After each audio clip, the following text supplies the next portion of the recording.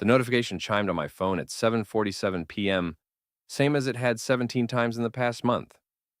I didn't need to look to know what it said, but I looked anyway, because that's what you do when your world is quietly falling apart in real time. Staying late with my boss again. Don't wait up. Jenna. Eddie Mallory, that's me. 42 years old, 911 dispatcher for Cumberland County, and apparently the biggest fool in Millfield, Maine. But here's the thing about being a dispatcher. You learn to read patterns. Voice stress analysis was my specialty, back when I worked directly with the police. You pick up on the little things, the pauses, the word choices, the way someone's breathing changes when they're lying through their teeth. Jenna's texts had developed a pattern. The phrasing was too rehearsed, too careful. Real spontaneity has rough edges. This was smooth as a river stone, worn down by repetition. I sat in my recliner staring at the message, and something cold settled in my chest. Not anger, not yet. More like the feeling you get when you realize you've been watching a magic trick and suddenly spot the sleight of hand. My fingers moved across the screen before my brain caught up. All good. I'll keep his wife busy. Send. Then I waited. In my line of work, silence tells you everything. An innocent person fires back immediately. Confusion, questions, maybe anger. A guilty person. They go quiet while they figure out how much trouble they're in. My phone stayed silent. I got up and walked to the kitchen, opened a beer, and started counting. 1 Mississippi, 2 Mississippi. At 15 minutes, I was impressed by her self-control. At 18 minutes, I heard tires squealing in the distance. At exactly 20 minutes and 37 seconds, my front door exploded open, like someone had kicked it. Jenna came flying in barefoot, her work heels apparently abandoned somewhere between her car and my doorstep. Her face was the color of old newspaper, and her hands were shaking so hard she couldn't get her keys back in her purse. "Eddie," she gasped, "what did you mean by that text?" I took a slow sip of my beer and studied her. 12 years of marriage, and I'd never seen her look quite like this. Her carefully styled blonde hair was a mess. Her lipstick was gone, and there was a wild, trapped animal look in her eyes. "Which part confused you?" I asked mildly. "The part about keeping his wife busy? Or the part where you figured out I know exactly what you've been doing?" She opened her mouth, closed it, opened it again. For someone who made her living in insurance sales, she was remarkably bad at thinking on her feet when it mattered. "I don't know what you're talking about," she finally managed. "Sure you don't." I settled back in my chair. "Tell me, Jenna, when exactly did you start rehearsing your lies? Because that's what tipped me off. Real excuses are messy. They ramble. They have too many details or not enough. But yours, they're perfect. Same structure every time. Staying late with my boss again. Not Clint asked me to stay late or we've got this big project. Just the same sanitized corporate speak." Her face went even whiter, if that was possible. "You've been analyzing my texts?" "Honey, I analyze everything. It's what I do for a living. Voice stress, behavioral patterns, inconsistencies in statements. You married a human lie detector, remember?" She sank onto the couch, and I noticed she was careful not to get too close to me. Smart woman. I wasn't planning to hurt her, but the energy in the room had definitely shifted. "How long have you known?" she whispered. "Known for sure?" "About 5 minutes. Suspected? Try 6 weeks. You started getting sloppy around the time you stopped caring whether I believed you or not." I pulled out my phone and opened the voice memo app. "Want to hear something interesting? I recorded our conversation 3 nights ago when you came home from your late meeting. Your voice was different. Relaxed, happy, satisfied. People don't sound like that after working late, Jenna. They sound tired, stressed. But you sounded like someone who'd just had a very good time."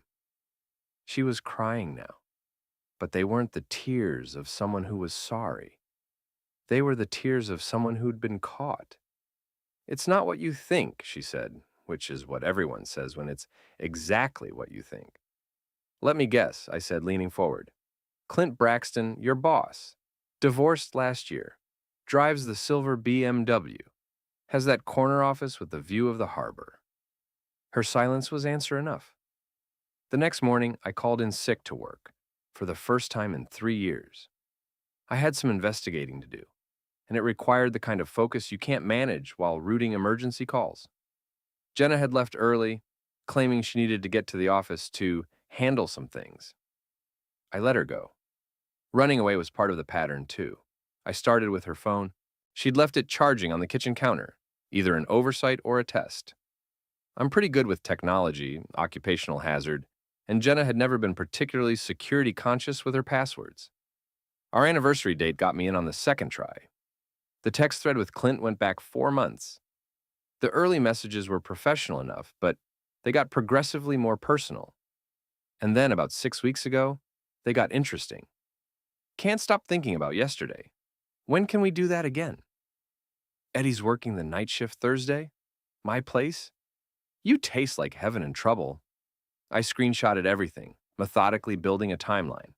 The photos were worse than the texts. Not explicit, but intimate in a way that made my chest tight. Jenna laughing in a restaurant I'd never been to. Clint's hand on her thigh in what looked like a hotel bar. The two of them in matching bathrobes on a balcony overlooking the ocean. But the real kicker was the email I found in her work account. A forwarded reservation confirmation for a resort in the Bahamas. 2 rooms adjoining. Departure date next Friday. She plans her betrayals better than our vacations, I muttered, forwarding the confirmation to my own email. My phone rang. Sam, my younger brother. Eddie, you sound like hell. What's wrong? Sam runs a garage on the other side of town, specializes in classic cars and modern electronics.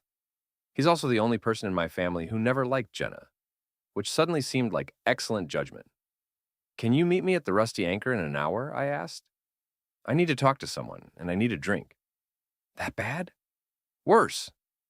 The Rusty Anchor is the kind of dive bar that exists in every small town. Dark wood, darker secrets, and a bartender who's heard everything twice. Wendy's been slinging drinks there for 15 years, and she has a PhD in human nature from the University of Hard Knocks. I found Sam in our usual booth, nursing a beer and looking concerned. I slid in across from him and immediately felt some of the tension leave my shoulders. Family. The one thing you can count on when everything else goes to hell. Jenna's cheating, I said without preamble. Sam didn't look surprised. With who? Her boss, Clint Braxton. They're planning a trip to the Bahamas next week. Son of a bitch. Sam's hands tightened around his beer bottle. What are you going to do? Before I could answer, Wendy appeared with a whiskey I hadn't ordered but definitely needed. Couldn't help overhearing, she said, sliding into the booth next to Sam. Clint Braxton, you said? I nodded. Interesting timing. His wife was in here 2 nights ago, crying into her wine. Said she suspected he was cheating, but couldn't prove it. His wife? Diana Braxton, sweet woman, teaches 2nd grade at the elementary school. She mentioned she'd hired a private investigator, but he hasn't turned up anything yet. The pieces started clicking together in my head. What's she look like? Brunette, about 40, drives a blue Honda Civic. Why? Because I think I have something she'd be very interested in seeing. Sam grinned. I like where this is going. Hold on, Wendy said, pulling out her phone. Diana gave me her number in case I heard anything. Want me to call her? 20 minutes later, Diana Braxton walked into the Rusty Anchor, and I understood immediately why Clint was an idiot for cheating on her. She was beautiful in a natural, unaffected way that made Jenna's carefully constructed appearance seem artificial by comparison. You're Eddie? She asked, sliding into the booth across from me. That's me, and I think we can help each other. I showed her the screenshots from Jenna's phone. Her face went through a series of expressions. Hurt, anger, and finally, cold determination. I knew it, she said quietly. I've known for months, but knowing and proving are different things. What's your private investigator found so far? Not much. Clint's careful. But he did discover that this isn't the first time. There have been at least 3 other affairs, all with employees from his company. What happened to the other women? 2 quit. One filed a harassment complaint with HR, but it got buried. Clint's the golden boy at Coastal Insurance. The board loves him because he brings in big clients. I leaned back, processing this information. So, he has a pattern. A pattern the company enables, Diana confirmed. The HR director, Heather Morrison, is his drinking buddy. She makes problems disappear. Not this time, I said, and I meant it. We spent the next hour comparing notes. Diana had financial records showing unusual expenses: hotel charges, restaurant bills for two, gifts that never made it home. I had the digital evidence, texts, photos, emails, and the smoking gun of the Bahamas trip. There's a board meeting next Thursday, Diana said. Quarterly review. All the department heads will be there, plus the executives. The day before they leave for the Bahamas? Perfect timing. Sam had been quiet through most of this, but now he spoke up. What about the personal side? You can't just destroy them professionally and call it even. He was right. This wasn't just about business. This was about trust, about 12 years of marriage, about the future I'd thought I was building with someone who'd been planning to abandon it all along. One step at a time, I said. First, we make sure they can't run away together. Then, we make sure everyone knows exactly who they're dealing with. Diana nodded grimly. I'm in. What do you need me to do? As we planned, I felt something I hadn't experienced in weeks: control. For too long, I'd been reacting to Jenna's lies, trying to make sense of behavior that didn't make sense. Now, I was taking action, and it felt good. There's one more thing, I said as we prepared to leave. I want to visit Jenna's office tomorrow. Time to meet Clint face to face. I showed up at Coastal Insurance the next day at 11:30 a.m., carrying a bag of Chinese takeout and wearing my best innocent husband's smile. The receptionist, a young woman who clearly knew who I was, buzzed me through to the main floor without question. Jenna's cubicle was in the middle of a maze of identical workspaces, but I spotted her immediately. She was leaning against a glass-walled office, laughing at something the man inside was saying. He was tall, silver-haired, and wearing a suit that probably cost more than my monthly salary. Clint Braxton. In the flesh. Eddie! Jenna's voice was too bright, too surprised. What are you doing here? Thought I'd bring you lunch, I said, holding up the bag. You've been working so hard lately, I figured you might not have time to eat. Her smile faltered for just a second, but she recovered quickly. That's so sweet of you. Clint, this is my husband, Eddie. Eddie, this is my boss, Clint Braxton. Clint stepped out of his office and extended his hand. His grip was firm, his smile practiced, and his eyes were the cold blue of a winter sky. This was a man who was used to getting what he wanted, and right now, what he wanted was my wife. Eddie, good to finally meet you. Jenna talks about you all the time. I bet she does, I said, matching his grip and his smile. She talks about you quite a bit, too. All those late nights you two have been putting in. Something flickered in his eyes. Not guilt. Men like Clint don't feel guilt. More like calculation, as if he was trying to figure out how much I knew and how much trouble I might be. Well, you know how it is in insurance, he said smoothly. Deadlines wait for no one. Oh, I understand completely. In my line of work, timing is everything too. One wrong move, one missed detail, and everything falls apart.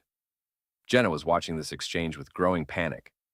She knew me well enough to recognize when I was operating on multiple levels, and she could sense the danger, even if she couldn't identify it. Why don't we go to the break room, she suggested quickly. We can eat lunch there. Actually, Clint said, I was just about to head out for a meeting. Eddie, it was great meeting you. I hope we'll see more of you around here. Oh, I'm sure you will, I said. I'm very interested in Jenna's work, especially her travel schedule. This time, the flicker in his eyes was unmistakable. He knew that I knew. The question was what he was going to do about it. Well, he said after a pause, I should get going. Jenna, we'll finish our discussion later. Looking forward to it, she said, and I had to admire her composure. Most people would have cracked under the pressure, but Jenna had always been good at maintaining appearances. As Clint walked away, I noticed several things. His office was positioned to overlook the entire floor, giving him a clear view of everyone who came and went. His assistant's desk was empty. Either she was at lunch or he'd made sure she wouldn't be around to witness our meeting. And most importantly, there was a security camera positioned directly above his doorway. Let's go eat, Jenna said, tugging at my arm. The break room was empty except for us.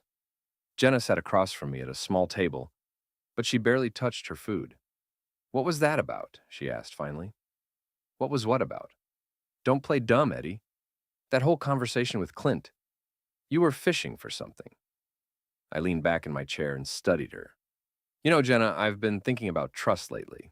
How it's built, how it's maintained, how it's destroyed. Trust is like a bank account. You make deposits over time, build up a balance, and then you can make withdrawals when you need them. What's your point? My point is that your account is overdrawn. She went very still. What do you mean?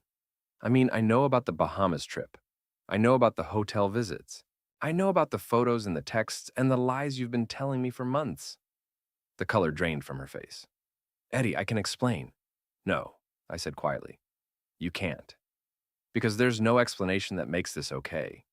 There's no story you can tell me that turns 4 months of betrayal into something innocent. She started crying, but they were the calculated tears of someone trying to manipulate the situation, not the genuine grief of someone who is truly sorry. It just happened, she whispered. I didn't plan it. It doesn't mean anything. 4 months doesn't just happen, Jenna.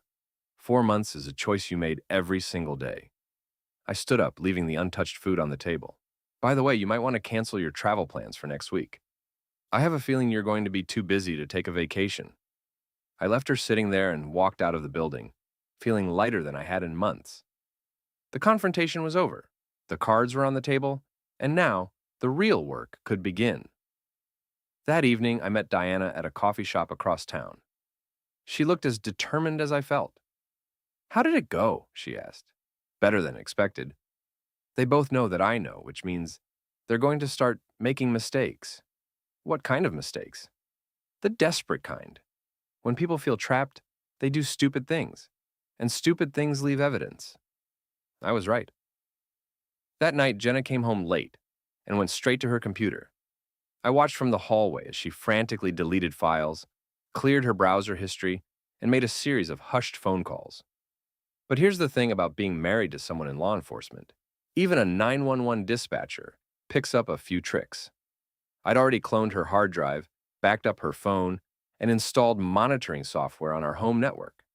Every deleted file, every cleared search, every panicked phone call was being recorded and stored in a secure cloud account that only I could access. Let the games begin, I whispered to myself, and settled in to watch my wife dig her own grave.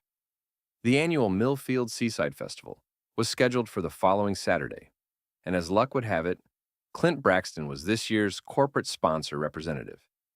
He'd be giving a speech before the mayor's address, presenting a big ceremonial check from Coastal Insurance to the town's youth programs. Diana and I had been planning for this moment all week. Are you sure this is going to work? She asked as we sat in my truck, parked across from the festival grounds. The stage was set up in the center of the town square, with speakers positioned to carry sound throughout the entire area. Trust me, I said, checking the wireless transmitter one more time. I spent 5 years working with the police tech unit. I know how to hack a PA system. The festival was in full swing by the time Clint took the stage. Families with children, elderly couples, teenagers trying to look cool. The entire town was represented. Perfect audience for what was about to happen. Clint looked confident as he approached the microphone, his silver hair perfectly styled, his smile broad and politician bright. Jenna was standing off to the side with other Coastal Insurance employees, beaming with what looked like pride. Ladies and gentlemen, Clint began, it's my pleasure to be here today representing Coastal Insurance, a company that's been part of this community for over 30 years. I waited until he hit his stride, until he was really warming up the crowd, and then I activated the transmitter. Clint's voice cut out, replaced by a different sound entirely. The audio was crystal clear, Jenna's laughter, followed by Clint's voice saying, your husband has no idea what he's missing. Then Jenna's voice, Eddie thinks I'm working late. If only he knew what kind of work we're really doing. More laughter, the sound of clinking glasses, and then Clint again. To secret meetings and five-star hotels. The crowd went silent. Clint frantically tapped the microphone, but the audio kept playing. I had about 3 minutes of material, carefully edited from various recordings I'd made over the past week. I can't believe we're getting away with this, Jenna's voice continued. He's so clueless. He actually thinks I love him. That one hurt, even though I'd heard it before. But seeing the shock on the faces of our neighbors, people who'd known us for years, made it worth it. Clint finally figured out that the sound wasn't coming from his microphone and gestured frantically to someone backstage. The audio cut out, but the damage was done. The crowd was buzzing, heads turning to stare at Jenna, who looked like she wanted to disappear into the ground. Diana, who'd been standing near the front of the crowd, chose that moment to make her move. "That's my husband you're talking about," she shouted, loud enough for everyone to hear. She marched up to the stage, past the security volunteers, who were too stunned to stop her. "Diana, wait!" Clint started, but she was already climbing the steps. The slap echoed through the square like a gunshot.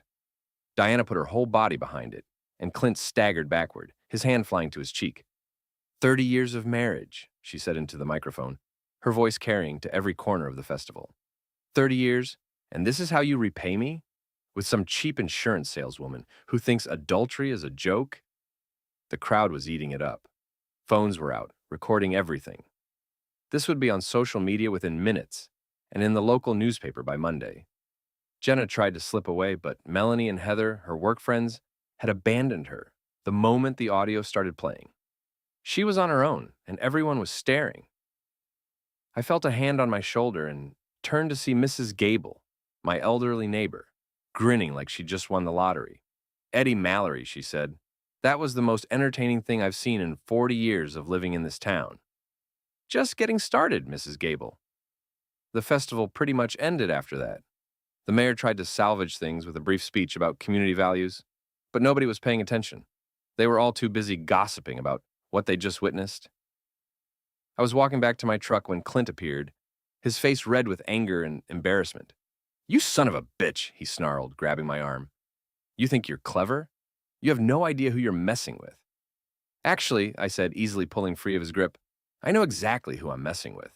A middle-aged man having a midlife crisis, trying to feel young again by screwing his employees." He took a swing at me. I'd been expecting it. Desperate men do predictable things. I stepped aside, and his momentum carried him forward into a decorative fountain that had been set up near the parking area. He came up sputtering, his expensive suit soaked and muddy, his dignity in tatters.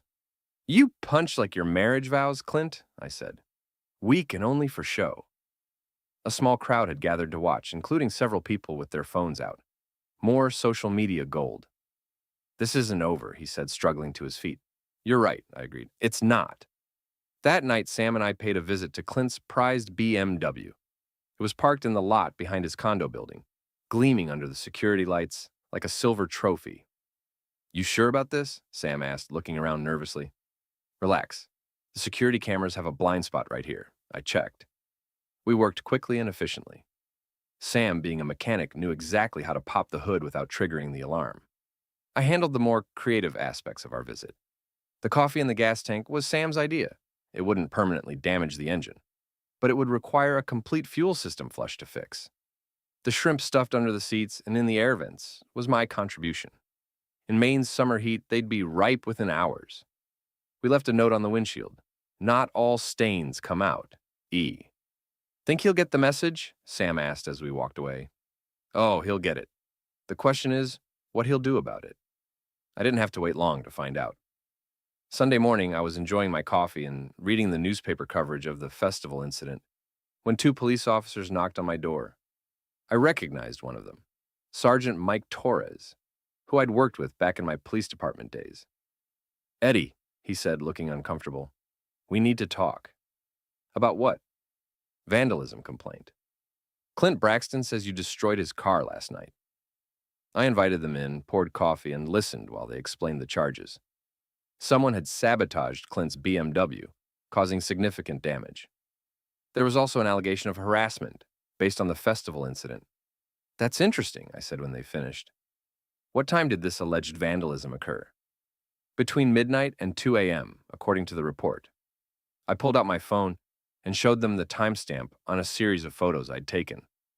"I was at the Rusty Anchor until 11:30, playing pool with my brother and about 6 other people.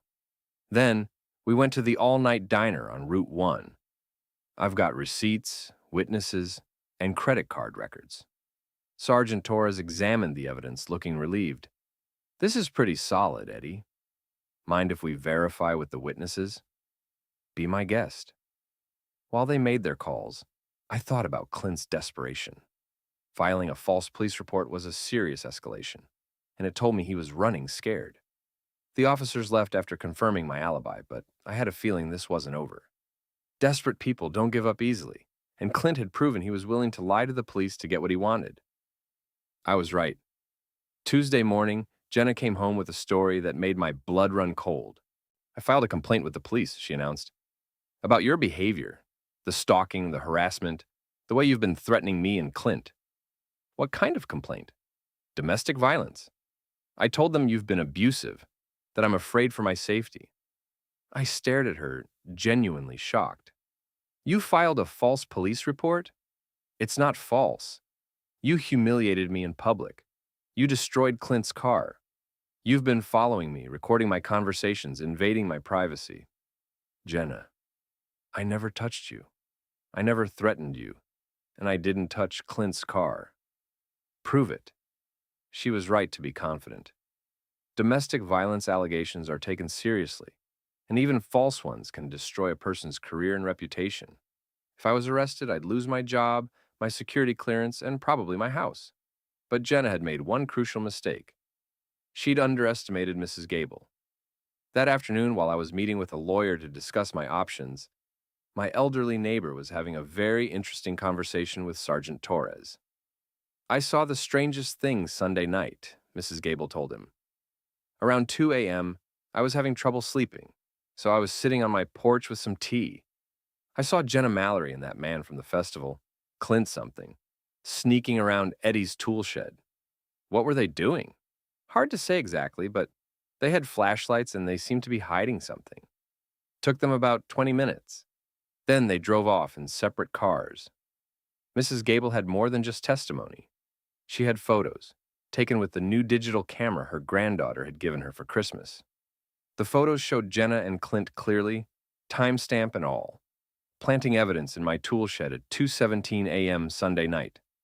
Tools that matched the damage to Clint's car, along with a threatening note written in what was supposed to be my handwriting. When the police searched the shed Tuesday evening, they found exactly what Jenna and Clint expected them to find. But they also found Mrs. Gable's testimony and photographic evidence of the frame-up. This is a serious situation, Sergeant Torres told me as we sat in the police station. Filing false reports, planting evidence, conspiracy to commit fraud. They're looking at felony charges. What happens now? Now, we arrest them. I watched through the station window as Jenna was brought in, handcuffed and crying. She looked small and defeated, nothing like the confident woman who'd tried to destroy my life just hours earlier. Clint arrived 20 minutes later, his lawyer already on the phone, trying to minimize the damage. But there's no minimizing photographic evidence of a felony. Eddie, Sergeant Torres said, there's something else. We contacted Coastal Insurance about the situation. Apparently, this isn't Clint's first problem with employee relationships. The company's conducting their own investigation. Into what? Sexual harassment, abuse of power, suppression of complaints. Your wife wasn't his first affair, and apparently, some of the other women weren't entirely willing participants. The pieces were falling into place. Diana's information about the buried HR complaints, the pattern of affairs, the way Clint used his position to manipulate vulnerable employees. They're both finished, I said. Professionally, probably. Legally, definitely. But Eddie, I have to ask, did you really not touch his car? I smiled. Mike, I spent 5 years working with you guys. You think I'd be stupid enough to vandalize someone's car and leave evidence in my own tool shed? He laughed. No, I guess you wouldn't. But someone sure did a number on that BMW. I thought about Sam, about the shrimp that would be rotting in Clint's air vents for weeks, about the coffee that would require a complete engine flush to remove. Sometimes, I said, karma has a sense of humor. The next few weeks passed in a blur of legal proceedings, insurance claims, and small-town gossip. Jenna and Clint were both charged with filing false reports and conspiracy. The evidence was overwhelming, and their lawyers were already talking plea bargains. Coastal Insurance moved quickly to distance themselves from the scandal. Clint was terminated immediately, his pension forfeited, his industry reputation destroyed. The company also launched an internal investigation that uncovered years of buried complaints and covered-up incidents. Heather Morrison, the HR director who'd been protecting Clint, was also terminated. The 3 women who'd previously filed complaints were offered settlements and public apologies. Jenna lost her job too, though not officially because of the criminal charges. Coastal Insurance cited conduct unbecoming and violation of company ethics policies. Her insurance license was suspended pending the outcome of the criminal case. But the professional destruction was just the beginning. I filed for divorce the day after their arrest, citing adultery and abandonment. Thanks to Maine's fault-based divorce laws and the overwhelming evidence of Jenna's affair, I was awarded the house, the savings account, and most of our shared assets. Jenna was forced to move in with her sister in Portland, an hour away. Her friends in town, the ones who hadn't already cut ties, gradually stopped returning her calls. Small towns have long memories, and betrayal leaves permanent stains. Clint's situation was even worse. Diana took him for everything in their divorce, including the condo, the BMW, once it was repaired, and half his retirement account. His reputation in the insurance industry was toxic. No company would touch him. He ended up taking a job selling used cars in Bangor, a 40-minute commute from his new studio apartment above a pizza shop. The criminal case wrapped up in October. Both Jenna and Clint pleaded guilty to reduced charges and received probation, community service, and hefty fines. No jail time, but their records would follow them forever. The night their plea bargains were finalized, I found myself at the Rusty Anchor, celebrating with Sam, Diana, and Mrs. Gable. It had become an unlikely friendship. The four of us bonded by shared experience and mutual victory. To justice, Diana said, raising her glass. To friends who have your back, Sam added. To nosy neighbors with cameras, Mrs. Gable said with a wicked grin. I raised my own glass and looked around the table at these people who'd stood by me when my world fell apart. To the truth, I said, and to the fact that it always comes out in